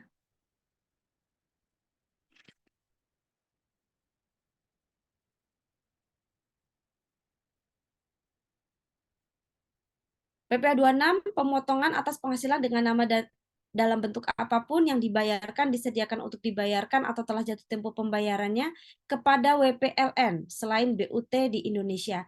Jadi fokusnya adalah WPLN. Untuk pemotongnya siapa? Badan pemerintah, subjek pajak dalam negeri, penyelenggara kegiatan BUT, perwakilan perusahaan luar negeri lainnya, atau orang pribadi sebagai WP yang ditunjuk oleh Kepala KPP. Nah, siapa sih yang dimaksud dengan WPLN non-BUT ini? Contohnya orang pribadi yang tidak bertempat tinggal di Indonesia. Jadi nanti kalau di PPh orang pribadi atau PPh badan, kita ini sangat penting untuk mengetahui SPLN dan SPDN, karena antara SPLN dan SPDN ini perlakuan perpajakannya berbeda. Dari tarifnya pun juga berbeda, kemudian benefit-benefitnya juga berbeda. WPLN di sini tidak selalu warga negara asing, karena warga negara asing pun itu juga bisa punya KTP ya.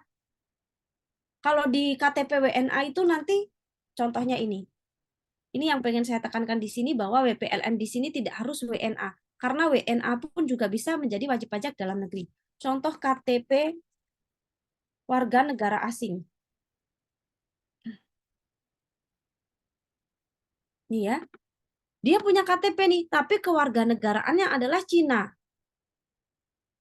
Jadi pembahasan kita di sini WPLN itu tidak selalu warga negara asing. Warga negara asing bisa menjadi WPDN ya. Nah, kategori WPLN non BUT itu siapa saja? Orang pribadi yang tidak bertempat tinggal di Indonesia. Kemudian orang pribadi yang berada di Indonesia tidak lebih dari 183 hari, time testnya 183 hari dalam jangka waktu 12 bulan. Dan badan yang tidak didirikan dan tidak bertempat kedudukan di Indonesia, dan yang dapat menerima atau memperoleh penghasilan dari Indonesia tidak dari menjalankan usaha atau melakukan kegiatan melalui BUT di Indonesia. Nah, ini kenapa penting kita tahu si subjek ini SPDN atau SPLN sih? Karena itu sangat berpengaruh. Yang pertama, penghasilan yang diakui itu kalau SPDN, baik dari Indonesia maupun dari luar Indonesia, itu harus diakui semua di Indonesia. Di dalam pemenuhan kewajiban perpajakan di Indonesianya.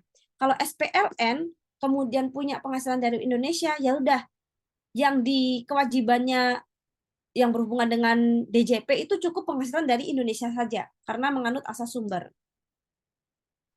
Kemudian DPP-nya pun juga berbeda. Kalau SPDN dikenakan PPh dari penghasilan kena pajak, yaitu penghasilan bruto dikurangi dengan biaya-biaya baru dikalikan dengan tarif umum. Tapi kalau SPLN itu tidak melihat biaya-biaya, langsung ditembak ke penghasilan brutonya. Tarif PPh-nya pun juga berbeda ya, antara subjek pajak dalam negeri maupun SPLN. Kalau subjek pajak dalam negeri menganut tarif pasal 17. Kalau SPLN nanti melihat tarif pasal 26, atau kalau SPLN ini bisa memenuhi form DGT atau syarat-syarat ya form DGT itu, maka nanti tarifnya mengacu ke tax treaty. Kewajiban SPDN dia wajib menyampaikan SPT tahunan, tapi kalau SPLN tidak wajib. Tidak ada kewajiban, bahkan ya kalau NPWP aja nggak ada, gimana mau lapor SPT ya kan? Maka di sini SPLN tidak ada kewajiban menyampaikan SPT tahunan.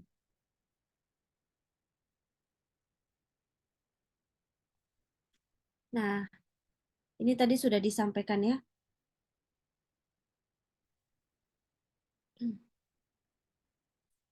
Untuk penghasilannya ini tarifnya 20%. Defaultnya 20%.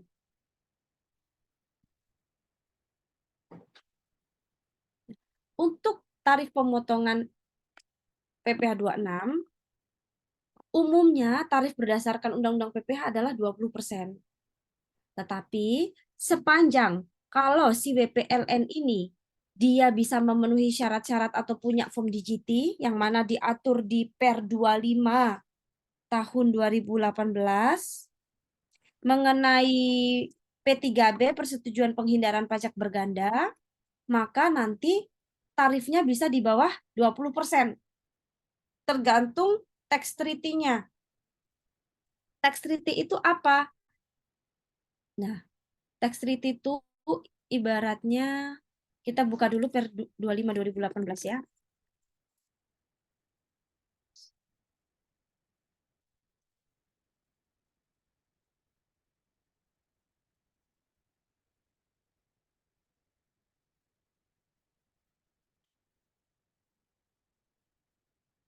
Per 25 tahun 2018, tata cara penerapan persetujuan penghindaran pajak berganda atau P3B, persetujuan penghindaran pajak berganda. Tax treaty. Penerapannya bagaimana diatur di Per 25 tahun 2018. Jadi ini peraturan domestik kita.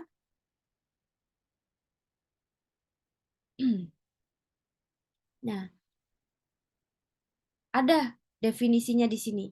Persetujuan penghindaran pajak berganda itu apa? Perjanjian antara pemerintah Indonesia dengan pemerintah negara mitra atau yurisdiksi mitra untuk mencegah terjadinya pengenaan pajak berganda dan pengelakan pajak. Jadi karena banyak ya perusahaan-perusahaan termasuk apa namanya?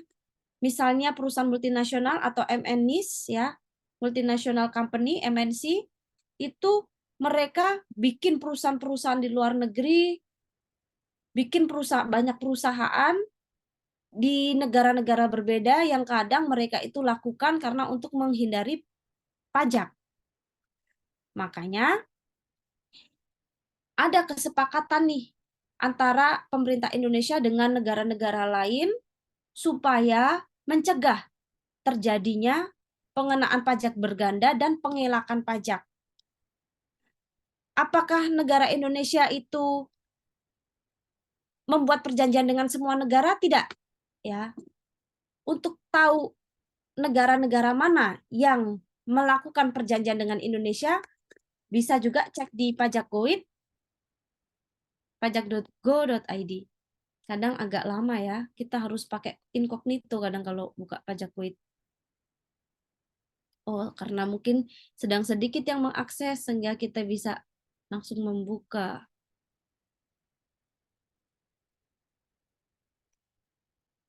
Oh, suara saya putus-putus nggak ya? Aman ya sejauh ini ya? Saya lupa ganti ini soalnya. Ganti koneksi. Tadi ada putus-putus ya? Oh, aman, aman. Baik, terima kasih. Saya coba izin ganti koneksi dulu.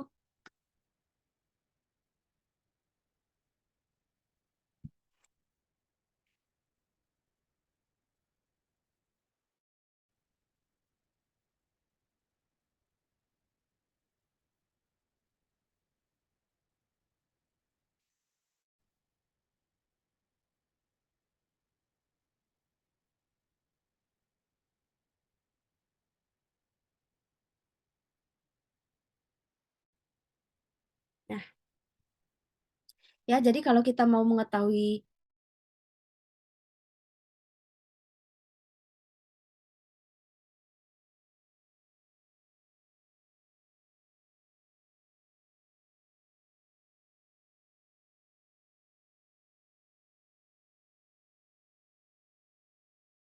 Nah, ini adalah negara-negara mitra yang memang sudah membuat perjanjian P3B dengan Indonesia. Bisa cek di sini, Bapak Ibu ya.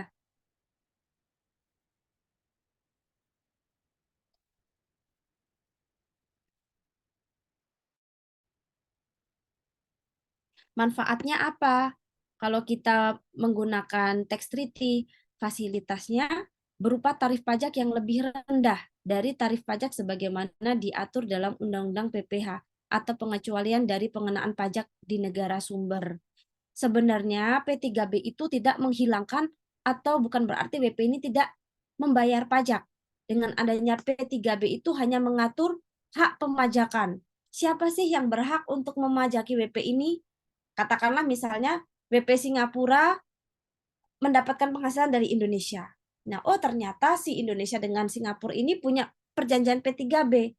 Nah, oh memang ternyata si WP Singapura ini dia tidak dipajaki di Indonesia, tapi dia tetap dipajaki di Singapura. Nah, adanya P3B itu untuk menghindari pajak berganda. Bukan berarti di sini WP tidak bayar pajak ya. WP tetap membayar pajak, hanya saja hak pemajakannya di Indonesia apa di Singapura sih? Kurang lebih konsep untuk P3B itu seperti itu. Nah, di per 25 2018 ini itu diatur bagaimana ya caranya supaya si WP ini, WPLN ini bisa memanfaatkan P3B, memanfaatkan tarif-tarif yang ada di P3B karena berbeda ya antara tarif domestik kita 20% kalau WP tidak memenuhi syarat untuk P3B, tapi kalau si WPLN ini bisa memenuhi syarat-syarat yang disebutkan di PER ini, maka WP ini bisa jadi dipotongnya cuma 0%. Gitu. Saya kecepatan tidak ya Bapak Ibu ya? Semoga aman ya. Nah, nanti kalau memang Bapak Ibu ada transaksi dengan pihak luar negeri, kita memberikan penghasilan ke WP luar negeri, bisa sambil dibaca-baca ya di PER ini. Kalau misalnya kita orang Indonesia yang ini di luar luar materi kita nggak apa-apa ya sedikit ya. Kalau misalnya kita sebagai WPDN mendapatkan penghasilan dari Singapura. Nah, apakah saya bisa memanfaatkan P3B? Bisa juga ya, ada namanya SKD WPDN. Untuk SKD WPDN bisa dicek di PER.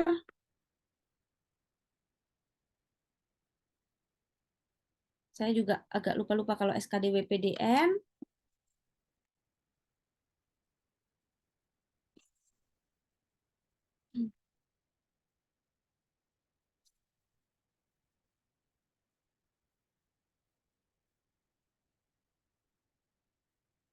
Beda aturannya kalau yang untuk per 25 2018 itu untuk SKD WPLN. Kalau SKD WPDN itu aturannya sebentar saya sambil buka di aturan.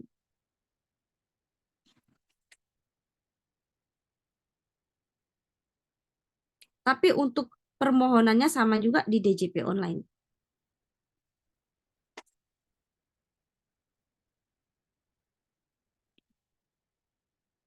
per 28/2018 ya.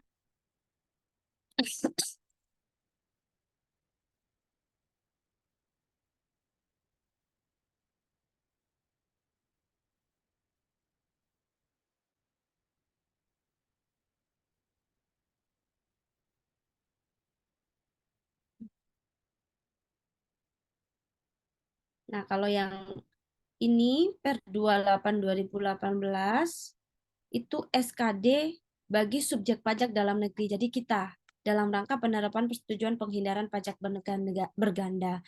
Ketika kita, misalnya saya sebagai warga negara Indonesia atau wajib pajak dalam negeri, mendapatkan penghasilan dari Singapura.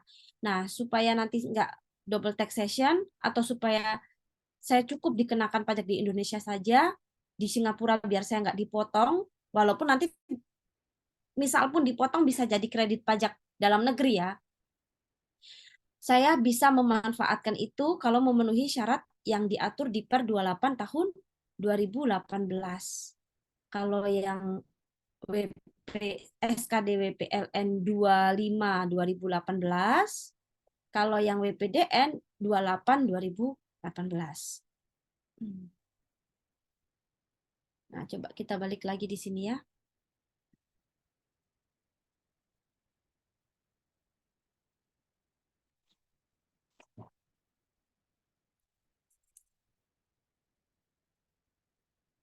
Nah, supaya si WPLN ini bisa memanfaatkan P3B, maka dia harus punya form DGT.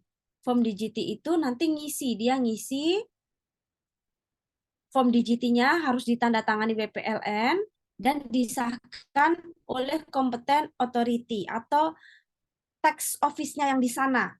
Misalnya disahkan oleh WP ETO Australia, ya misalnya ETO Australia disahkan oleh ETO atau disahkan oleh IRAS ya kalau Singapura.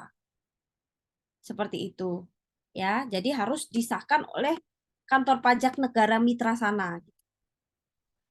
Terdapat pernyataan tidak terjadi penyalahgunaan P3B, terdapat pernyataan beneficial owner digunakan sesuai periode yang tercantum. Syarat pengesahan oleh pihak kompeten authority dapat digantikan dengan Certificate of Residence atau COR. Jadi misalnya form DGT-nya itu tidak disahkan oleh pihak sana, pihak KPP sana, negara mitra, WP bisa kok menggantikan ini dengan COR atau Certificate of Residence. Kenapa sih harus ada Certificate of Residence? Ya, supaya DJP ini menghindari apa ya? WP-WP yang mau menghindar pajak, WP-WP yang nggak mau bayar pajak, menghindari untuk WP-WP yang nggak mau bayar pajak. Karena COR itu gampangnya menyatakan bahwa saya ini wajib pajak Singapura, kayak gitu ya, kurang lebih seperti itu. Nah, nanti kalau memang sudah memenuhi form DGT, maka kita tidak melihat lagi aturan domestik kita, tidak melihat, ya tetap melihat sih, tapi bukan berarti terus langsung dipotong 20%, ya. Kita nanti melihat di P3B ngaturnya gimana. Yang paling sering digunakan adalah artikel 5 atau pasal 5, pasal 7 dan pasal 12. Pasal 5 itu mengenai BUT, bentuk usaha tetap. Dalam bahasa Inggrisnya permanent establishment, PE, atau artikel 7 business profit, dan artikel 12 biasanya royalti. Ini yang sering sekali ditanyakan oleh si WP. Contohnya saja kita buka yang Singapura.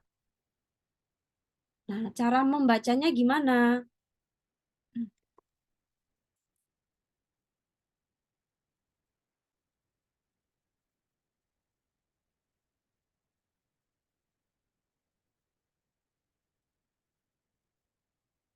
Ya. Kadang ada fitur bahasa Indonesia, bahasa Inggrisnya. Kalau yang Singapura ini kayaknya nggak ada bahasa Indonesianya ya. Coba saya cari yang bahasa Indonesia. Coba Malaysia coba.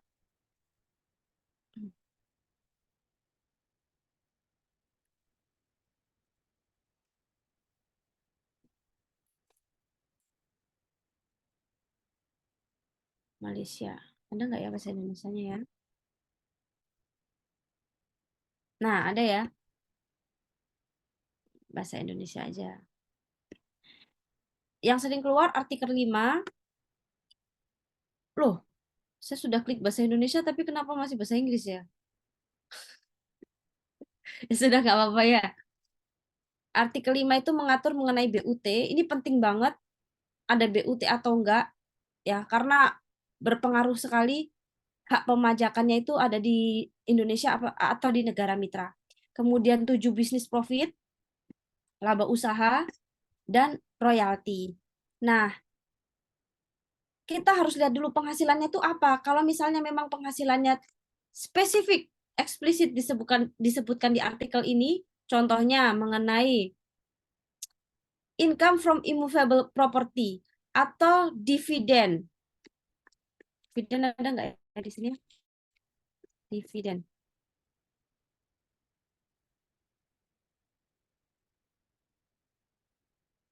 Ada ya, artikel 10 dividen atau bunga interest atau royalti. Kalau memang penghasilan itu sudah spesifik disebutkan di artikel itu, ya sudah berarti kita mengacunya di artikel itu.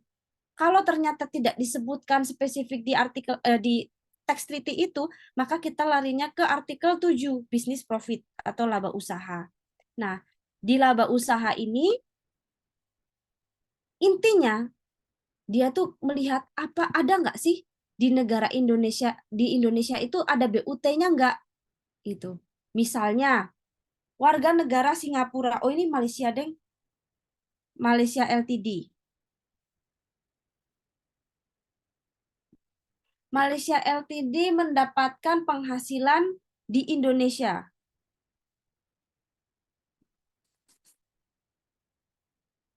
Aduh, saya tuh kok tulisannya rapi banget. Sebentar ya.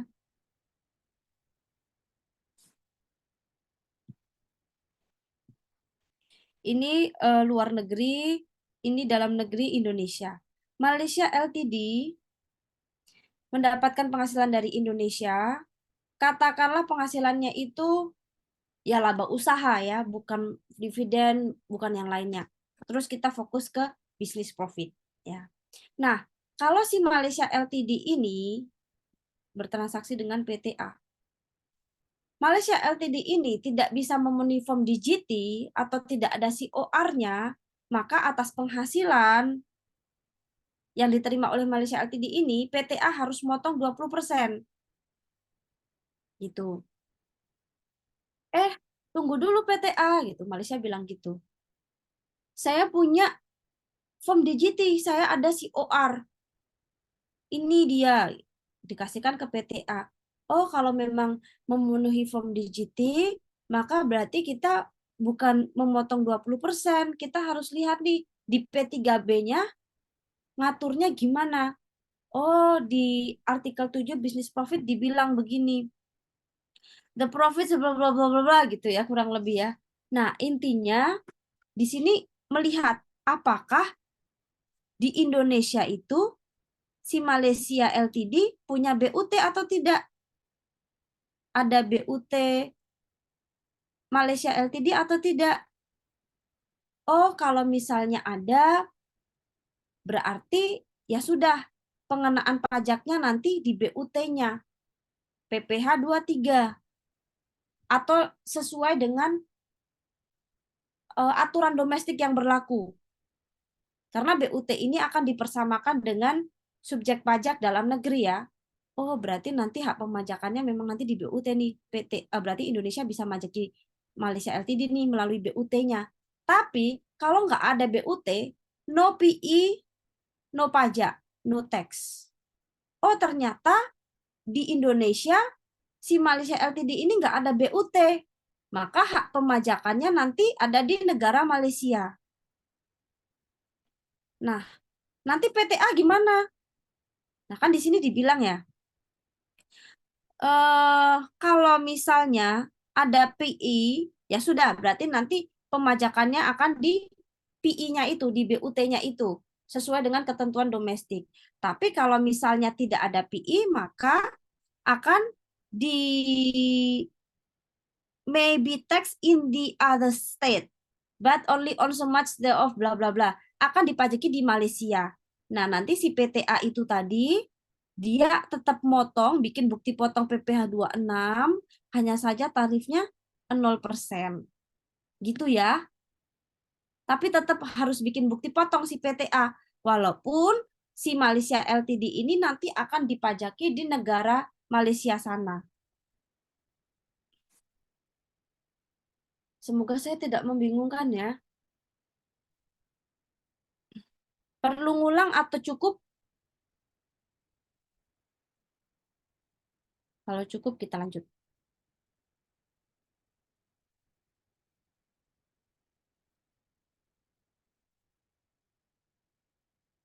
Nah, jadi ini semoga memudahkan ya Bapak Ibu ya.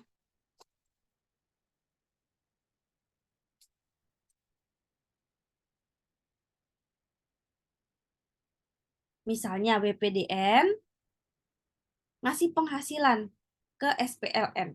Defaultnya itu adalah objek pajak PPh 26. Nah, yang menjadi pertanyaan berikutnya adalah si SPLN ini ada surat keterangan domisilinya enggak? Memenuhi form DJT tidak sesuai dengan Per 28 tahun 25 2018 atau enggak?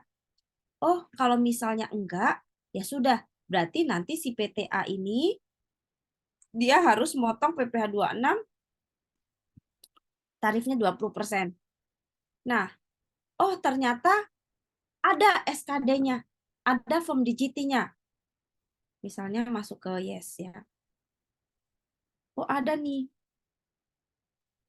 Maka nanti kita harus lihat dulu penghasilannya apa. Penghasilannya spesifik atau enggak. Royalti, dividen, bunga, atau pekerjaan bebas. Ya. Nah, atau bisnis profit. Kalau memang tidak ada disebutkan di mana di tax treaty-nya, ya sudah larinya ke bisnis profit. Kalau kita nggak yakin, boleh konfirmasi ke AR selaku nanti yang menjalankan fungsi pengawasan. AR ini nanti atas transaksi ini masuk penghasilan mana sih? Karena bisa jadi berbeda-beda ya tarifnya ya. Contohnya ini. Nih, dividen kalau dia mau pakai pakai tax treaty cuma 15% ya, nggak 20%. Bunga juga 15%. Beda-beda. Nah, kalau misalnya ternyata spesifik katakanlah royalti. Nah, kalau misalnya ada royalti, ada BUT atau enggak? Kalau misalnya enggak ada BUT, ya sudah, berarti PPh 26 sesuai tax treaty. Kalau misalnya ada BUT, ya kita harus melihat effectively connected. Ini tuh sebenarnya KUPC ya Bapak Ibu ya, tapi insight aja buat Bapak Ibu. Kalau ada BUT, nanti dia bisa dikenakan di Indonesia, PPh 23 atau seperti wajib pajak dalam negeri. Nah, andai kata tidak disebutkan spesifik di tax treaty, ya sudah, berarti larinya ke bisnis profit atau laba usaha. Ada BUT atau tidak? Oh, kalau misalnya tidak ada, ya berarti no PI, no tax.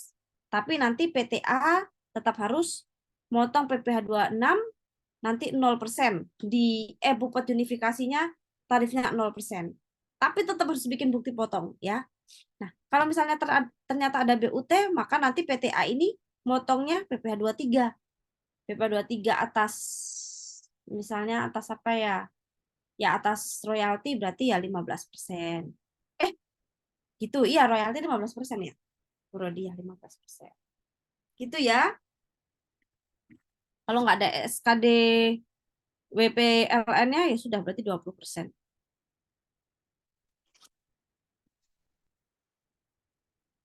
Apakah ada yang ingin ditanyakan Bapak Ibu?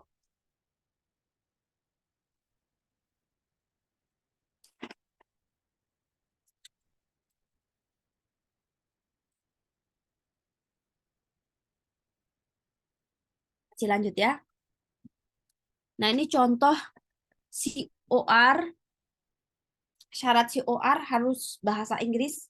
Misalnya dari Cina, Hong Kong, Jepang, nggak boleh terus tulisannya bahasa Jepang, hiragana, katakana itu nggak boleh, harus dalam bahasa Inggris sesuai dengan pembukuan ya. Pembukuan di aturan domestik kita, pembukuan itu boleh pakai bahasa asing, hanya saja harus bahasa Inggris. Paling sedikit mencantumkan nama WPLN, tahun pajak berlakunya COR, tanggal penerbitannya, nama dan ditandatangani atau diberi tanda tangan yang setara dengan tanda tangan oleh kompeten authority. Ini contoh COR. Jadi nanti si wajib pajak luar negeri memberikan ini ke kita. Nah, nanti kita sebagai wajib pajak dalam negeri yang ada transaksi dengan pihak luar negeri itu tadi, kita bantu ini ngisi di aplikasi DJP online kita. Di menu SKD, ISKD. Kita nanti kan bikin bukti potong ya. Bukti potong untuk luar negeri itu di menu PPH non resident. Nanti di aplikasi e-Bupot Unifikasi pasti akan diajari ya. Nah, ketika kita bikin bukti potong, ini nih ada beberapa pilihan tanpa fasilitas atau si WP ternyata punya SKD WPLN. Kalau WPLN-nya memenuhi form DGT, berarti nanti ini diklik nih SKD WPLN. Nah, nanti kita akan input surat tanda terimanya, nomor surat tanda terimanya di sini. Kalau kita sudah input ini, nanti tarifnya ini bisa kita edit. Jadi 0% katakanlah. Jadi nggak dikunci kalau memang si WP sudah input nomor SKD WPLN-nya. Dan ini akan tervalidasi ya, akan divalidasi oleh sistem.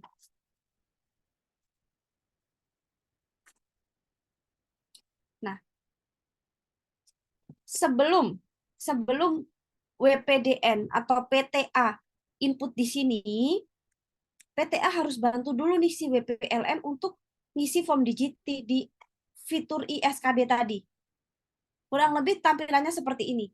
Setelah kita isi ini, ya, ini ngisinya gimana, Mbak? Nanti ngisinya dari sini. Jadi kita akan menyerahkan ini ke WPLN, WPLN yang ngisi ini, terus ngasih COR, ya. Nah, nanti dari form DGT ini, nanti kita bantu si WPLN-nya untuk ngisi ini. Sudah, nanti outputnya ini, seperti ini.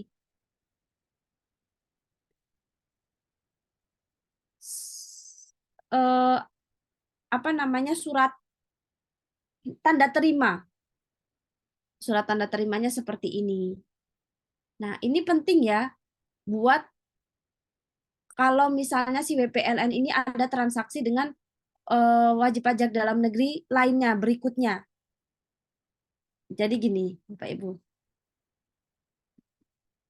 Misalnya, si WPLN ini nanti dia harus menyerahkan lembar DGT. Lembar DGT itu ini. Lembar DGT itu ini ke kantor pajak sana, kantor pajak Malaysia misalnya. Nah, nanti si kantor pajak Malaysia itu akan menyerahkan DGT-nya dan COR yang ditandatangani sama kantor pajak sana. Nih, saya kasih COR-nya. Ini sebagai tanda bahwa kamu tuh memang terdaftar sebagai wajib pajak di Malaysia. Gitu. Nah, nanti setelah itu si WPLN ini harus menyerahkan DGT form-nya itu ke pemotong satu katakanlah PTA. Si WPLN harus menyerahkan form DGT-nya ke PTA. PTA ini katakanlah sebagai pemotong pertama, ya. Karena nanti perlakuan pemotong kedua, ketiga, dan keempat seterusnya itu berbeda. Ini kita melihat ke pemotong pertama dulu.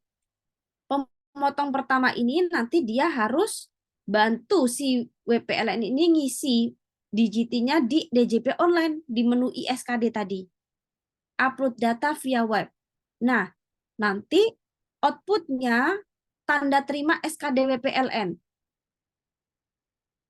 Nanti kalau memang si pemotong ini PTA ini sudah selesai bikinnya, dapat tanda terima SKDW PLN. SKDW PLN itu yang ini, seperti ini. Ya. Nanti pemotong ini, pemotong A, PTA harus menyerahkan tanda terima ini, tanda terima SKDW PLN ke WPLN-nya. Nah, nanti si PTA akan membuat bukti potong di Abupat Unifikasi. Membuat bukti potong unifikasi sekaligus menginput nomor SKDW PLN-nya. Input ini, nomor ini. Ke Abupat Unifikasi. Supaya apa? Supaya si WPLN ini bisa menerapkan tarif P3B. Nah, kemudian andai kata si WPLN ini ada transaksi dengan WP Indonesia lagi tetapi beda, katakanlah ke PT C, ini tadi PTA, maka si WPLN ini tidak perlu bikin form-form digiti lagi. Cukup tanda terima SKD WPLN yang ini diserahkan saja ke pemotong 2, ke PTC. Jadi PTC sebagai pemotong kedua tidak perlu ngisi-ngisi seperti pemotong 1. Tidak perlu ngisi-ngisi ini lagi. Karena si WPLN sudah punya ini nih. Tanda terima ini. Gitu.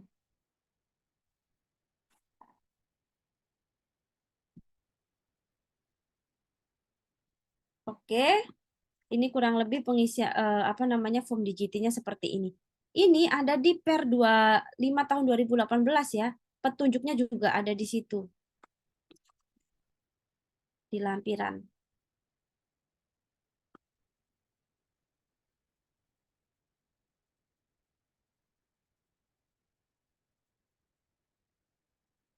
Ini ada petunjuknya. Ketentuan-ketentuannya di lampirannya. Nah, ini form digitinya juga ada di lampiran Per 25 2018.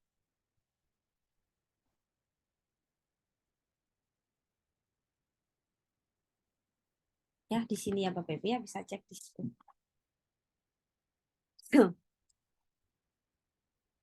Masih ada 2 menit. Kalau kita masuk ke sini kayaknya nggak cukup ya waktunya ya. Silakan, ada yang ingin ditanyakan? Boleh. Masih ada waktu 2 menit Bapak Ibu.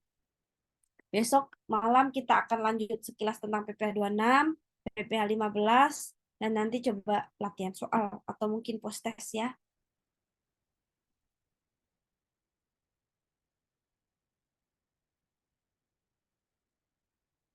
Ada yang masih belum dapat poinnya, boleh.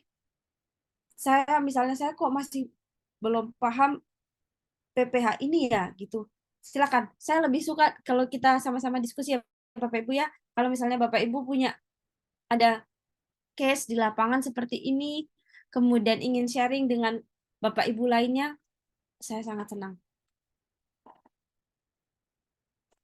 1 menit lagi soalnya ya. Masih saya tunggu ya.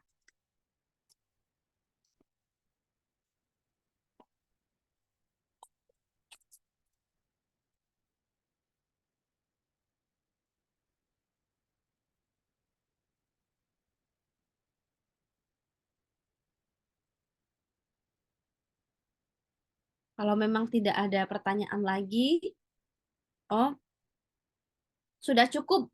Terima kasih Bu Astri. Kalau memang sudah cukup, izin saya tutup ya Bapak Ibu. Sampai jumpa besok malam. Semoga bermanfaat.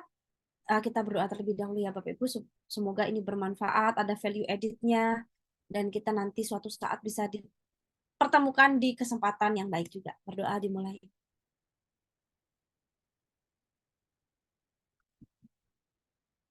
Berdoa selesai, sukses selalu Bapak Ibu. Selamat beristirahat. Sampai jumpa besok malam. Saya akhiri. Assalamualaikum warahmatullahi wabarakatuh. Terima kasih. Waalaikumsalam.